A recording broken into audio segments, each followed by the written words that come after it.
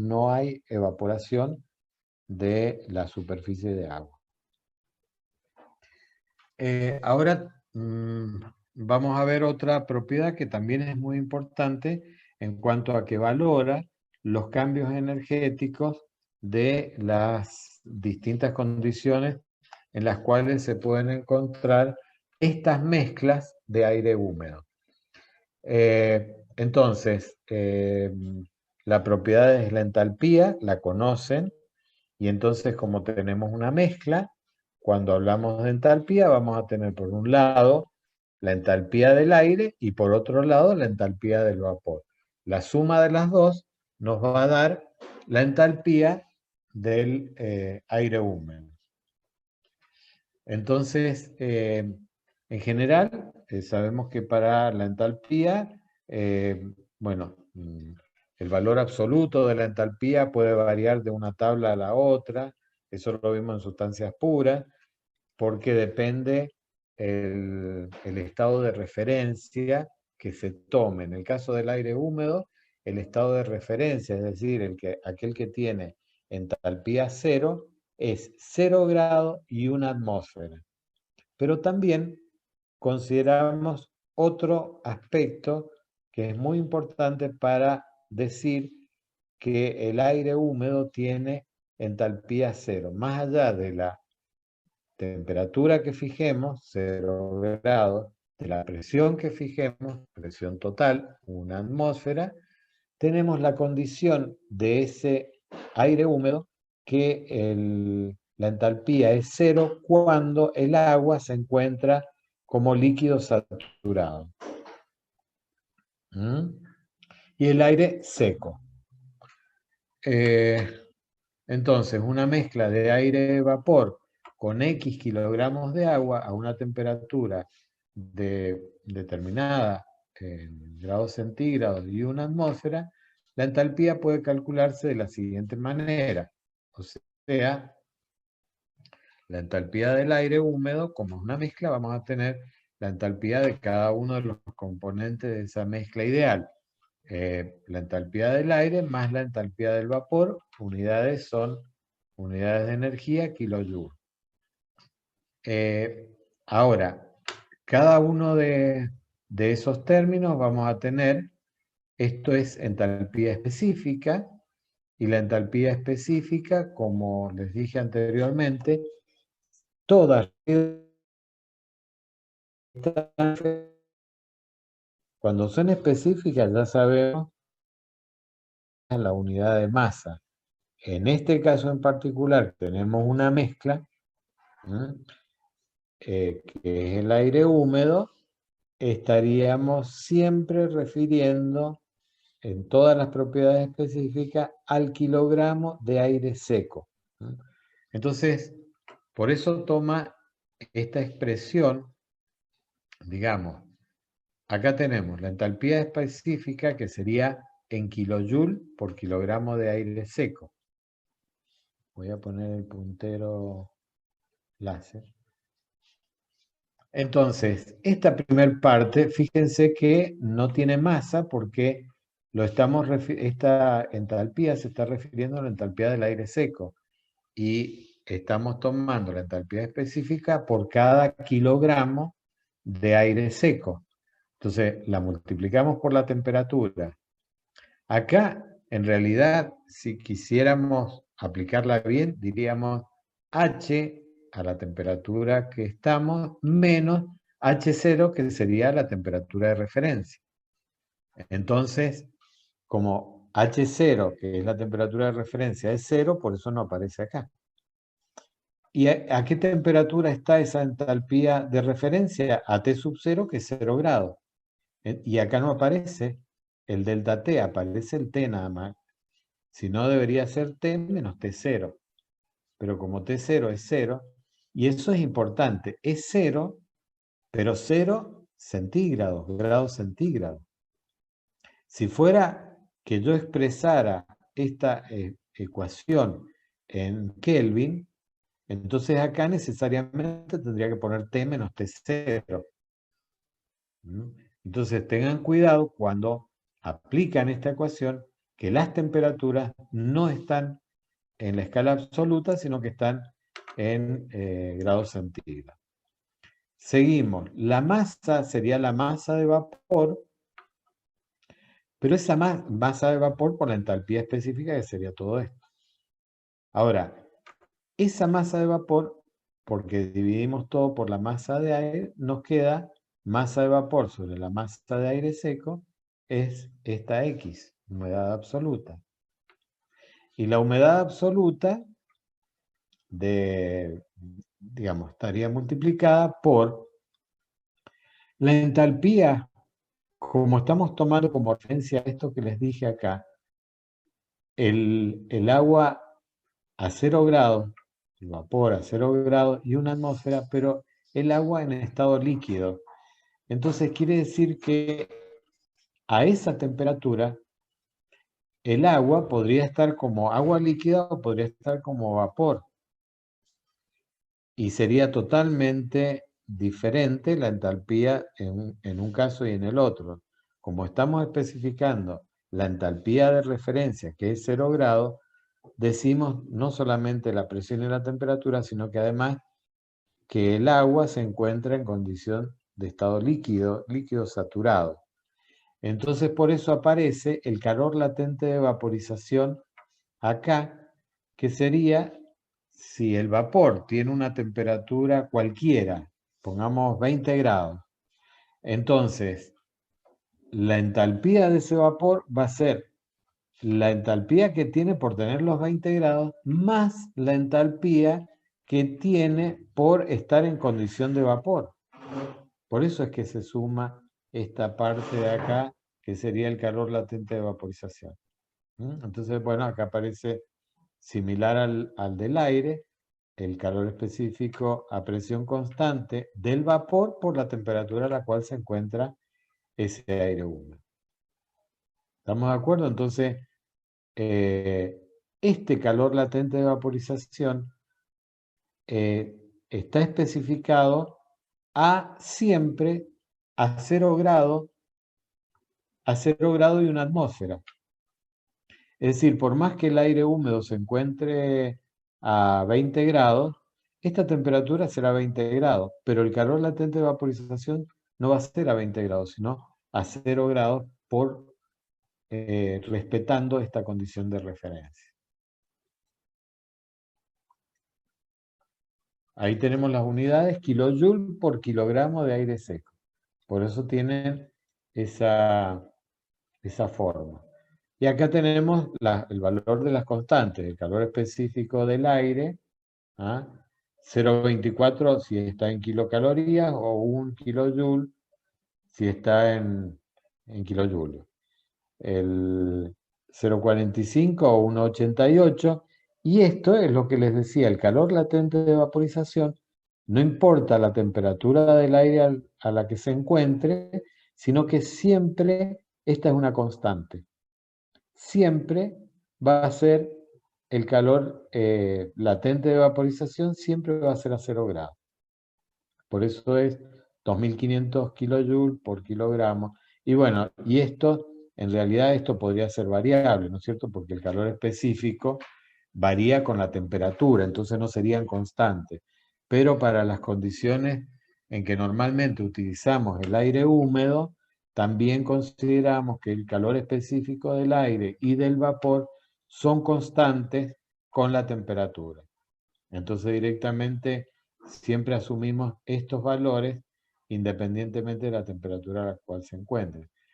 Los rangos de temperatura no pueden ser tan grandes dado que nos estamos refiriendo al aire húmedo que se encuentra en la atmósfera. Obviamente que si le cambiamos las condiciones, ya no son las atmosféricas, evidentemente no vamos a estar hablando de un calor, podemos poner un calor específico variable.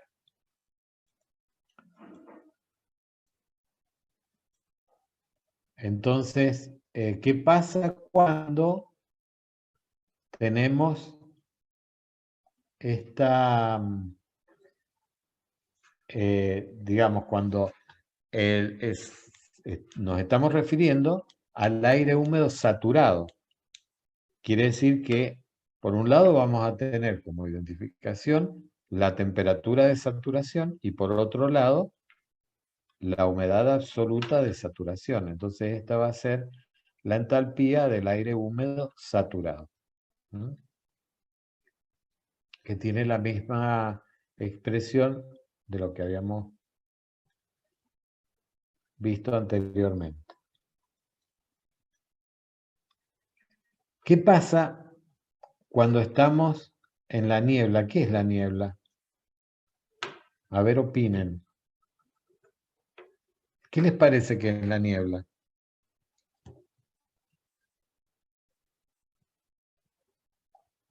No hay opinión. ¿Nunca han visto la niebla?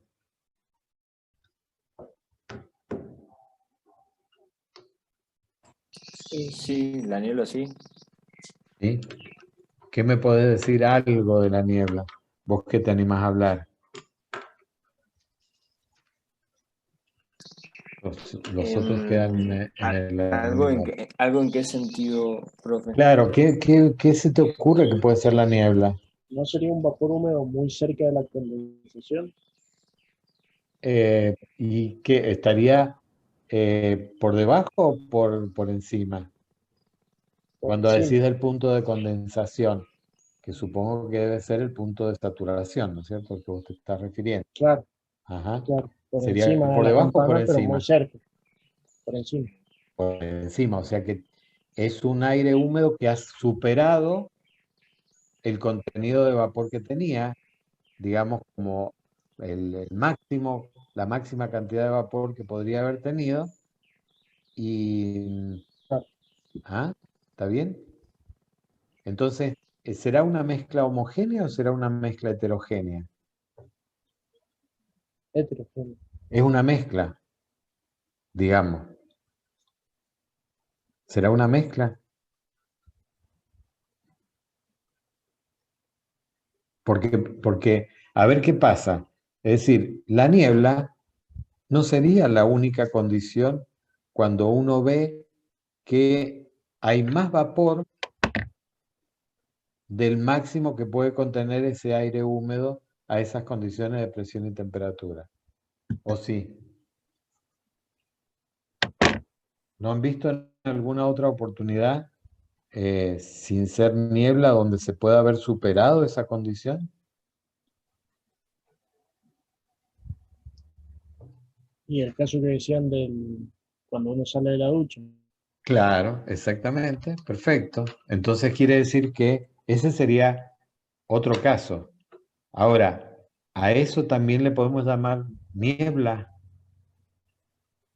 porque en realidad lo que pasa, sí, hay un vapor que se puede visualizar, pero en realidad lo que más se observa en el caso de una ducha es que las paredes empiezan a chorrear, Claro, ¿no es cierto?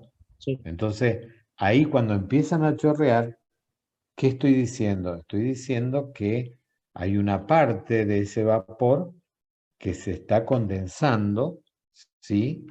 Pero que se está separando del aire húmedo. En el caso de la niebla, la diferencia es que ese vapor que se condensa no se separa, sino que queda, ¿cómo queda? Queda como pequeñas gotitas suspendidas en esa mezcla. Entonces yo a la niebla le puedo llamar mezcla heterogénea. ¿Por qué? Porque voy a tener dos fases. Voy a tener una fase gaseosa dada por el aire seco, por el vapor contenido, el máximo, el de saturación, más la cantidad de vapor que se me haya condensado, pero ya como en estado de agua líquida. ¿Y por qué no se separa? Porque queda como pequeñas gotitas suspendidas en esa masa que es una mezcla. Y por eso llamamos mezcla heterogénea. En el caso de que el agua se separa, por ejemplo, en las paredes del baño, hay una separación. Entonces, ¿qué tengo yo ahí? Y voy a tener, por un lado, una mezcla de aire húmedo saturado, y por otro lado, pero ya no formando parte de esa mezcla, voy a tener agua líquida, que es la que me va a chorrear por las paredes. ¿Se entiende la diferencia?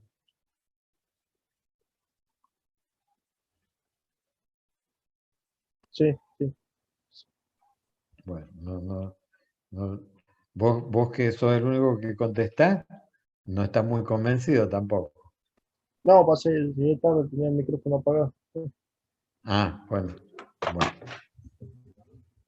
Eh, entonces, fíjense la entalpía del aire húmedo como niebla.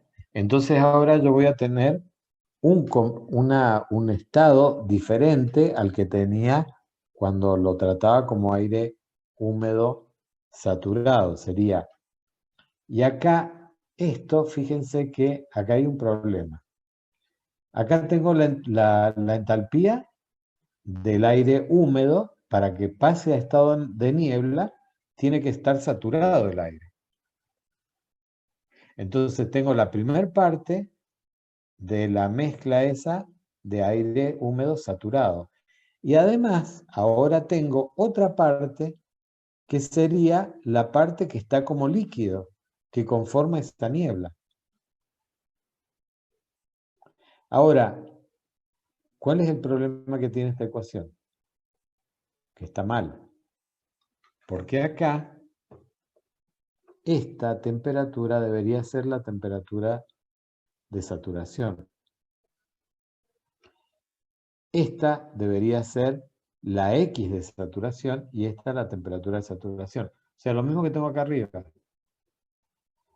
Porque para que pase al estado de niebla, yo lo tengo que tener el aire húmedo, digamos, esa mezcla de gases, que es el aire más el vapor, tiene que estar saturado. Y después, por otro lado, tengo la entalpía correspondiente a esas gotitas que están condensadas. ¿Y qué cantidad de gotas voy a tener?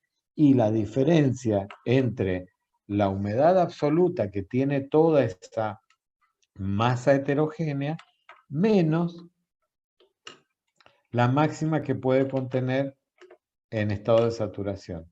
Entonces, esta diferencia es la masa de agua que yo voy a tener en forma líquida. Por eso está multiplicado por el calor específico del líquido por la temperatura a la cual se encuentra, que no es otra cosa que la entalpía del líquido que se encuentra suspendido en forma de gotas en esa nieve. Entonces, modifíquenlo esta expresión, porque acá sería la misma que está de acá arriba, o sea, con TS y X, bueno, esta no, esta es X, la superada, esta X, esto está bien, pero todas las temperaturas serían las temperaturas de saturación. Y esta también sería la temperatura, la humedad de saturación. ¿Está claro la corrección? Sí. Sí, profe. Bueno, acá tenemos esa tabla que yo les decía, de dónde saco cuál es el máximo contenido de humedad que puede tener un aire húmedo a una determinada temperatura. Sería la presión de vapor de saturación. Esta tabla la conocen, es de las propiedades del agua, de saturación. Y entonces, antes decíamos, cuando hablábamos de una sustancia pura, decíamos, a esta temperatura se produce la evaporación bajo esta presión. ¿Mm? Ahora, lo que yo estoy diciendo, como estoy en una mezcla, a esta temperatura yo tengo esta presión y esta presión es la presión de vapor de saturación. Quiere decir que es el máximo contenido, sería representado, digamos, esa presión estaría representando el máximo contenido de vapor que puede contener el aire húmedo a esa temperatura. ¿Mm? Profe, Sí. no termino de entender por qué en la niebla no se separa el líquido de la mezcla. Porque queda como una mezcla heterogénea, es decir, Porque básicamente, ¿por qué se separa cuando vos tenés aire húmedo? Se separa el, el agua del aire húmedo porque tiene una superficie la cual está a menor temperatura que la temperatura del aire. Entonces, por ejemplo, vos tenés, suponete, el aire húmedo está a 20 grados. La temperatura de rocío de ese aire húmedo son 10 grados. Quiere decir que si a ese aire húmedo vos lo llegás a los 10 grados, va a empezar a condensar. ¿Está bien? Sí, sí. Ahora, por otro lado, tenés una superficie que está a 5 grados, que sería, por ejemplo, un auto que ha pasado durante la noche al aire libre. Entonces, la temperatura de la chapa del auto está por debajo de la temperatura de esos 20 grados, ponele que sea. Claro. Y esa chapa del auto está a 5 grados. Y dijimos que la temperatura del rocío en esas condiciones eran 10. Quiere decir que la chapa está por debajo de la temperatura de rocío de ese aire húmedo. Entonces, encuentra una superficie, ese aire húmedo encuentra una superficie a una temperatura que está por debajo de su temperatura de rocío y empieza a condensar. Por eso se separa. En cambio, el fenómeno de la niebla es como que a toda esa masa de aire húmedo le estás reduciendo la temperatura por debajo de la temperatura de rocío, pero no porque hay una superficie que está en contacto que se encuentra por debajo de la temperatura de rocío. Por ejemplo, en el freezer es muy común abrir el freezer y ver que sale como un humo. Eso sería niebla también. Entonces, en el freezer hay una condensación en las paredes que hace que el agua efectivamente se separe. Pero llega un momento que toda esa masa de agua, de aire húmedo, perdón, está por debajo de la temperatura de rocío.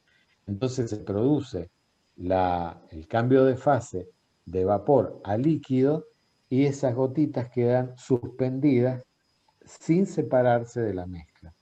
Por supuesto, como están en otra fase, conformando una mezcla heterogénea.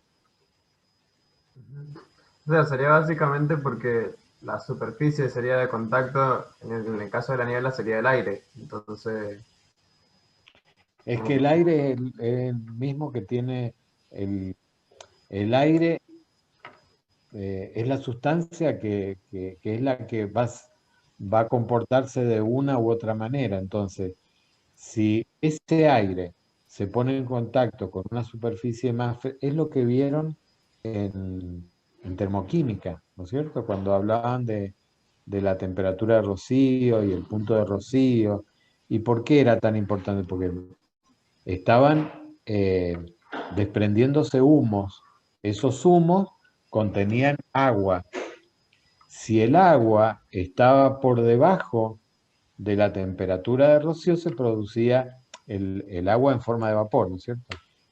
Si ese vapor se encontraba con una superficie, por ejemplo la chimenea, que está por debajo de la temperatura de rocío correspondiente, ahí se empieza a condensar el agua en forma de líquido y se separa de los humos. Porque esa mezcla se está poniendo en contacto con una superficie que se encuentra a menor temperatura.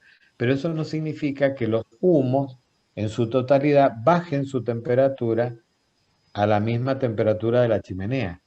No, simplemente es, digamos, una parte se estaría condensando y le pasaría esa separación al vapor que pasa al estado de líquido. En el caso de la niebla, toda esa masa de aire húmedo es la que estaría disminuyendo su temperatura y por eso quedan como atrapadas, digamos, por decirlo de alguna manera, esas gotitas que se han han pasado de vapor a líquido y quedan conformando esa mezcla heterogénea. Bien, gracias, profe. No por nada. Bueno, entonces con esta tabla de acá sacamos la presión de vapor de saturación. ¿Mm? Bueno, son las dos tablas. La temperatura de rocío, bueno, ya vimos conceptualmente lo que era, y básicamente es, y esto lo tienen que tener bien claro, que para poder llegar digamos, para poder definir el punto de rocío o el punto de saturación, en realidad no es necesario que se produzca una transformación, sino que son propiedades inherentes al aire húmedo en las condiciones en que se encuentre. Es decir, yo tengo, no sé, el aire a la presión atmosférica a una temperatura de 30 grados.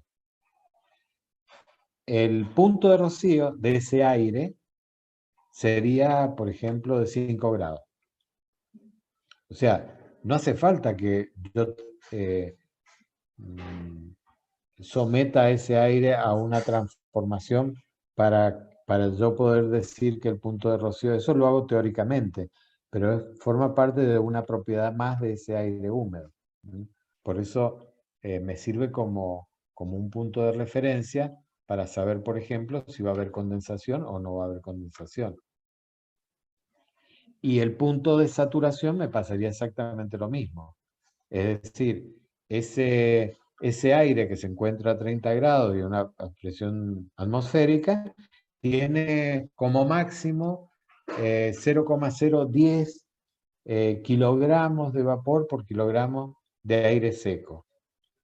Eso es el máximo que puede contener ese aire en esas condiciones. Obviamente que para saturarse el aire necesita un proceso de transformación, pero son propiedades que yo puedo definir sin que el aire se transforme. Entonces, para poder encontrar esa propiedad, temperatura de rocío, lo que tiene que tener en claro es que cómo se encuentra ese punto de rocío, disminuyendo la temperatura, manteniendo la humedad absoluta constante. ¿Y cómo se alcanza el punto de saturación? Disminuyendo o, digamos, manteniendo la temperatura constante y aumentando la masa de vapor. Y en los dos casos, ¿hasta qué punto? Hasta que aparece la primera gota de líquido. Esas serían las dos definiciones para punto de rocío y punto de saturación.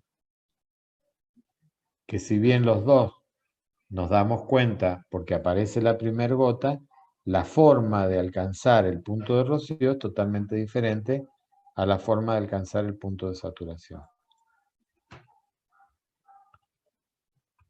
Bueno, acá está aclarado. La saturación es humidificación a temperatura constante. Y acá lo representamos, este diagrama, y ténganlo bien presente y aclarado, este diagrama representa la condición del agua en la mezcla de aire húmedo, pero acá el aire no aparece para nada. Solamente estoy graficando la condición del vapor que se encuentra en esa mezcla. Entonces, vuelvo a repetir, yo tengo un aire húmedo. Para poder encontrar el punto de saturación, necesito ir agregándole masa de vapor hasta que aparece la primera gota del líquido, manteniendo la temperatura constante. Y esta va a ser la presión de vapor de saturación correspondiente a este aire húmedo. El punto de rocío es este aire húmedo, disminuyo su temperatura a presión de vapor constante. ¿Qué significa? Humedad absoluta constante.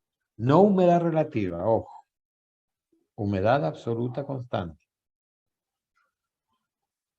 Hasta que aparece la primera gota. Y esa va a ser la temperatura de rocío. Vuelvo a repetir, las dos están sobre la misma curva de saturación, pero con conceptos totalmente distintos.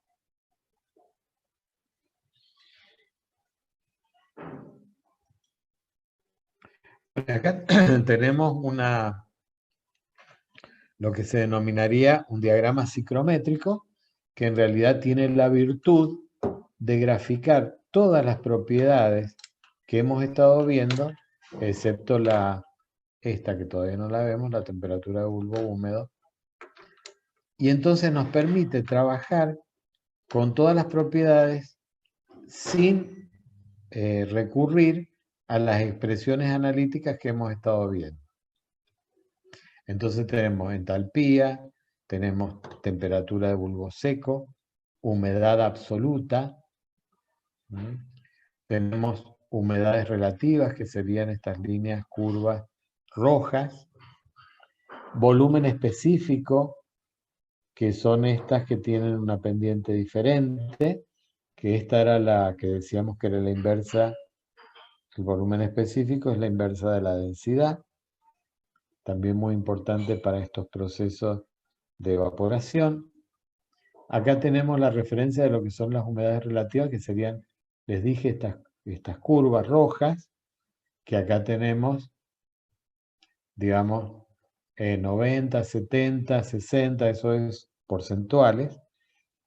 ¿Y por qué? Porque esta línea, la roja más ancha, es la que nos estaría dividiendo el plano en dos partes, que son muy importantes, que esta es una zona, la que estaría por debajo de esta curva, la zona de aire húmedo, no saturado, como mezcla de gases ideales, una mezcla homogénea, y esta zona que donde acá ya encontramos parte del vapor de esa mezcla condensado. Entonces, por encima de esta curva encontramos una mezcla heterogénea, porque acá vamos a encontrar el aire seco, la humedad máxima de saturación, pues si ya estamos de este lado es porque hemos superado la saturación, más el contenido de líquido que pueda haber.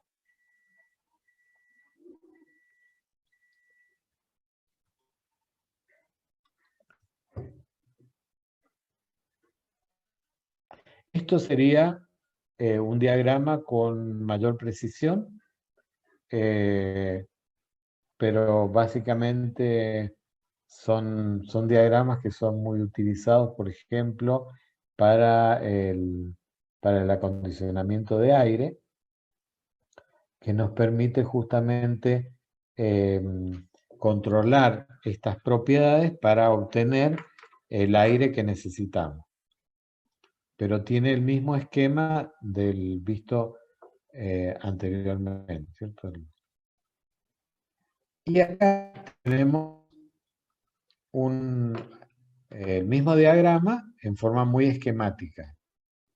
Entonces, tenemos un punto que es el punto representativo de lo que sería el aire húmedo.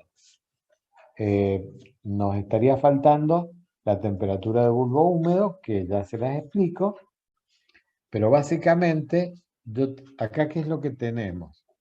Tenemos, por un lado, fíjense acá esto, por ejemplo, está especificado como W, que es el X que habíamos estado viendo, o sea, es la humedad absoluta en este eje. En este otro eje tenemos la temperatura de bulbo seco.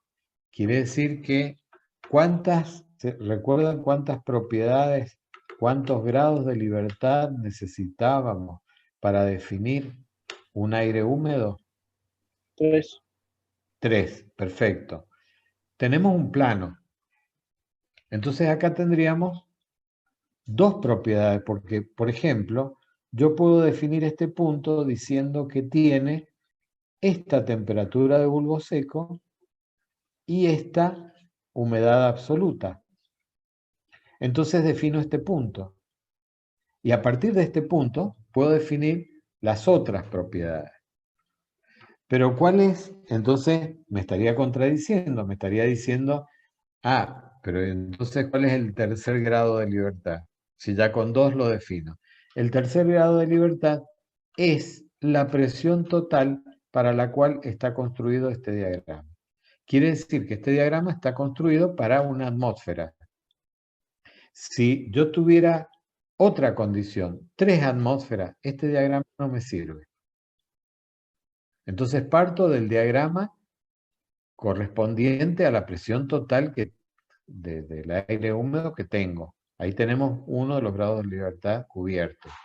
Y los otros dos pueden ser cualquiera, como los que les dije, la temperatura de bulbo seco y la humedad absoluta. Y entonces, a partir de eso, ya puedo encontrar la humedad relativa, que eran las curvas estas rojas que se veían en el otro diagrama, y esta va a ser la humedad relativa. Fíjense que ese aire húmedo no se ha transformado, pero sin embargo también puedo marcar cuál es la temperatura mínima, o sea, la temperatura de rocío, a la que condensaría si ese aire se sometiera a esas condiciones. ¿Cómo lo hago? Y directamente, ¿qué dije? Para encontrar el punto de rocío necesito disminuir la temperatura. Las temperaturas estas van creciendo en este sentido. Quiere decir que si yo quiero disminuir la temperatura a humedad constante, me tengo que ir hacia la izquierda. ¿Hasta dónde? Hasta la curva de saturación, que sería la correspondiente a humedad relativa del 100%. Sería esta, que era la que les dije que dividía al plano en dos zonas, la zona de niebla y la zona de aire húmedo. Cuando llega a este punto, aparece la primer gota. ¿Cómo llegué a este punto? Disminuyendo la temperatura a humedad absoluta constante. ¿De dónde saco la temperatura de rocío? Directamente es la temperatura correspondiente a esta. La leo acá, directamente, acá abajo. Con el punto de saturación hago exactamente lo mismo. ¿Cómo llegué a la saturación? Agregándole masa de vapor de agua. ¿En qué condiciones? A temperatura constante. ¿Cómo hago para que sea temperatura constante? Me voy hacia arriba, hasta llegar a la curva de saturación también. Entonces, ¿de dónde saco la humedad máxima que puede contener ese aire húmedo? Y de acá. Acá puedo leer, es decir, en el punto de intersección de la temperatura que tengo, que es la temperatura del bulbo seco, con la curva de saturación, y ahí puedo leer el XS, o sea, la humedad de saturación. Después, bueno, la temperatura de bulbo húmedo es una recta que pasa por ahí, que también la puedo medir, y la entalpía también coincide con la temperatura de bulbo húmedo, o sea que, pero la escala de entalpías la tengo acá, entonces directamente puedo leer, fíjense cómo determinando el punto, con los 3 grados de libertad, puedo encontrar el resto de las variables. Y el volumen específico, que también es otra recta con una mayor pendiente, o la densidad. Entonces, tengo muy sencillamente la forma de resolver todas las propiedades de ese aire húmedo a partir de los 3 grados de libertad que definí, que es la presión total para seleccionar este gráfico, la humedad absoluta y la temperatura de bulbo seco. Ahora, la presión atmosférica no la puedo cambiar porque es la que me determina si este gráfico sirve o no. Pero así como elegí este par de propiedades que dije, humedad absoluta y temperatura de bulbo seco, podría haber elegido cualquier otro par de propiedades para poder definir este punto y lo hubiera definido exactamente de la misma manera. Lo que pasa es que hubiera partido de datos diferentes. Podría haber definido el volumen específico y la humedad relativa. Y entonces encuentro el mismo punto. ¿Está claro? Sí, pues. Bueno, y estas son tablas directamente que me permiten obtener justamente esas propiedades que estábamos diciendo, en lugar de gráficamente las obtenemos de tabla. Pero prácticamente no se usa mucho esto, en realidad se usa más la parte gráfica por la facilidad, porque acá obviamente tenemos que empezar a interpolar cuando no tenemos los valores exactos. En cambio, en el gráfico también tenemos que interpolar, obviamente, porque si tenemos que encontrar, por ejemplo, estos son 10 grados, estos son 20, o sea que están cada 1 grado. Acá tengo 10 y acá tengo 11. Si tuviera 10,5, obviamente busco la mitad a ojo y entonces encuentro cuál es la temperatura correspondiente a 10,5, ¿no es cierto?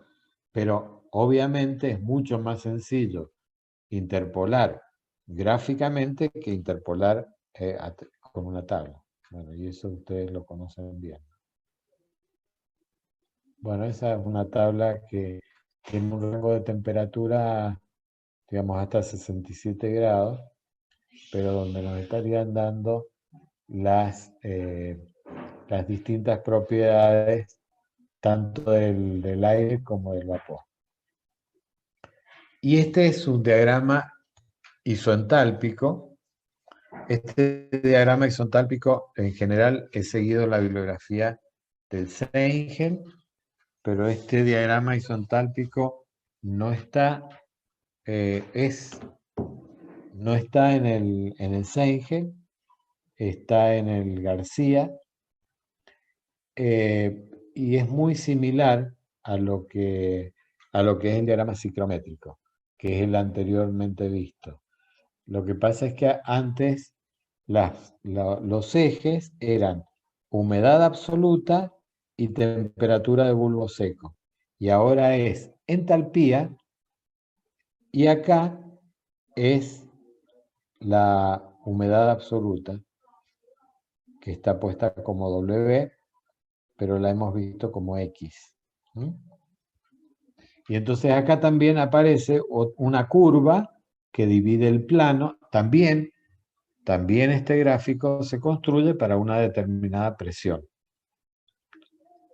O sea, una presión total.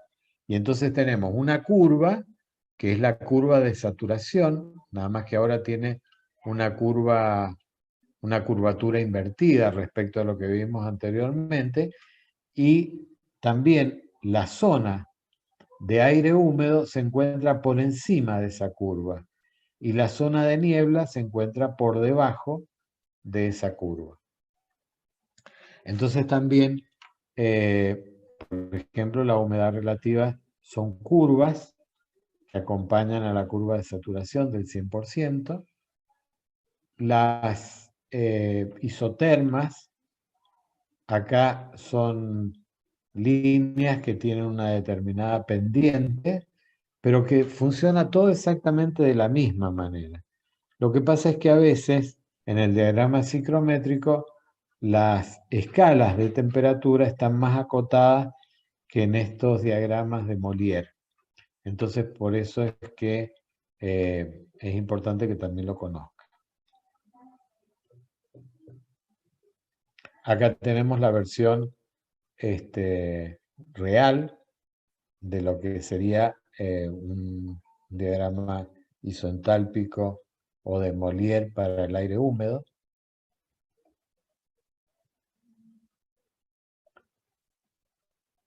¿Alguna pregunta hasta acá? Este diagrama, les repito, está explicado en el García. En cambio, el ciclométrico está explicado también en el CEG. y en el García. ¿Alguna pregunta? No, profe. Bueno. Entonces vamos a seguir con otro concepto. Un proceso por el